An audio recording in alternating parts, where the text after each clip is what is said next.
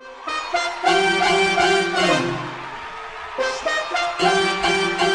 it's Staci Static, and I've been telling you that I've changed my eating habits and I've adopted this paleo lifestyle. And you're like, what is that?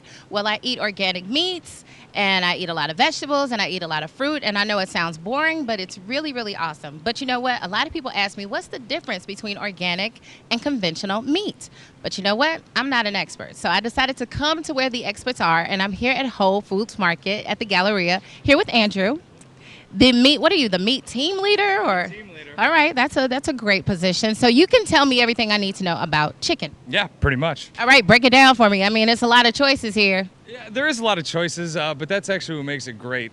Typically in conventional markets, what's going to happen is the chickens are dunked into an ice bath after processing. What that does is you retain the water weight, it dulls the flavor of the chicken, and if one chicken has a disease, then the rest of them get it. With the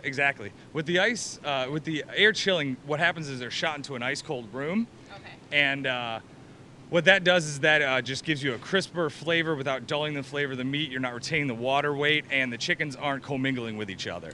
Got you. So if there's a problem with one, it's not a problem with all. Right. So that's conventional chicken, even though you said it's a different steps. It's steps. You have a 5-step program here at Whole Foods. Tell me about that. Well, the Global Animal Partnership rolled this out a few years ago, and Whole Foods jumped on board with it. What it is it's pretty much all just based on the humane raising of the animal. So it starts at a 1 and goes up to a 5, hence the 5-step. And so pretty much each animal has different regulations that the farm needs to meet based on the well-being of the animals. As for chickens, all the chicken that we carry, which we call the air chilled, is a step 2 rating, which means basically broken down is, there's no cages, no crates, no crowding. So they're not going to be ever confined. They have ample space to roam around in a barn. They do have outdoor access, but not all the time because they are from Indiana, so weather permitting.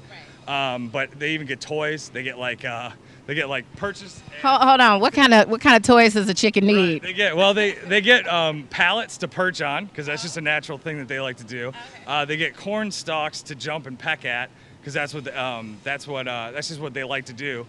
So it's mental enrichment and all that stuff. Just kind of letting them be chickens as much as they can.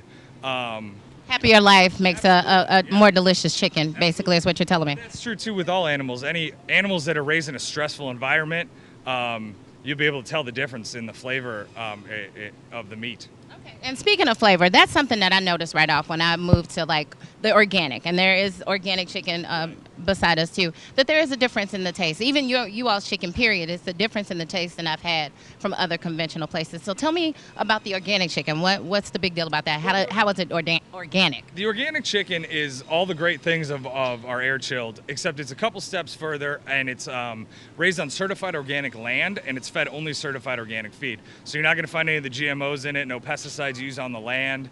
The farm has to be 3 years certified without pesticides on the land for it to become organic. So if a farm is more of a conventional farm and they want to turn organic, it's a 3-year process. So what's the benefit in choosing like an organic chicken, other than the fact that there's no pesticides or anything like that? Does it taste different? Pepsi Challenge, you probably wouldn't necessarily be able to tell the difference from our air chilled over here. But like you said, just the health benefits of no pesticides, no GMOs or anything in it. Okay. And when I'm picking meat, because a lot of people, I think, don't even know when or how to pick meat. It shouldn't have like liquid hanging out in the packaging or anything like that, right? No, you don't want any real purge hanging out at the bottom of it at all. If you do have that doesn't necessarily mean anything. It is water packages, and the water kind of does tend to seep to go down to the bottom. But you just want a nice color, no bruises on it, no feather spots or anything like that.